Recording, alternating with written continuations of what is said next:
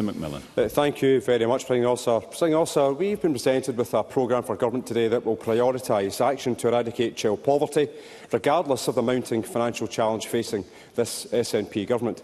The SNP and government already have a strong track record of improving lives in challenging circumstances, but the SNP want to go further, and that's why the First Minister has made eradicating child poverty his central mission, alongside working with business and industry to grow the economy, investing in net zero and also delivering stronger public services.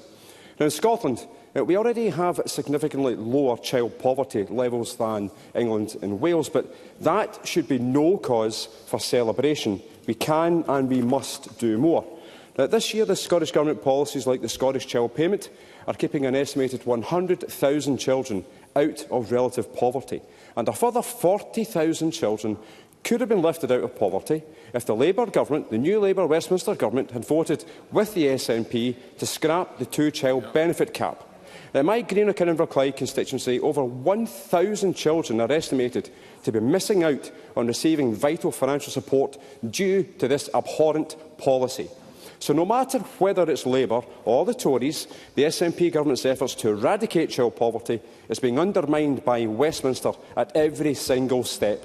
However, as the First Minister has emphasised today, and even when faced with unprecedented budgetary controls, due to the constitutional constraints, the Scottish Government's aim will be to improve people's lives by focusing on clear priorities that make the biggest difference. Now, I want to touch upon a few of the announcements made by the First Minister.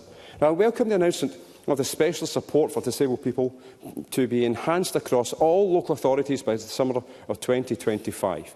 The reform of primary care to increase capacity and access to general practice, community pharmacy, dental and community eye care services by the end of 2026, and the additional £120 million for health boards to support continued improvements across a range of mental health services and treatments.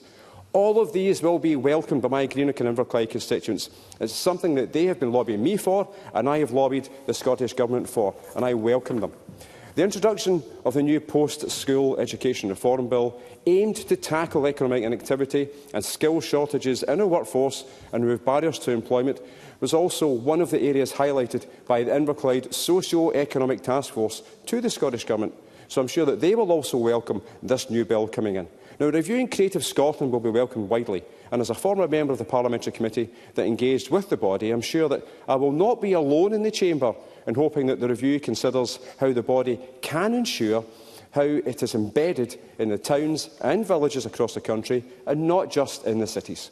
Now, Presiding Officer, this is a programme for government that will assist many of my constituents and also individuals across the country. So I support it. And despite over 14 years of austerity under the Tories and austerity 2.0 now underway by Labour, I was shocked by the admission earlier from Anas Sarwar when he said he was, and I quote, optimistic about the future.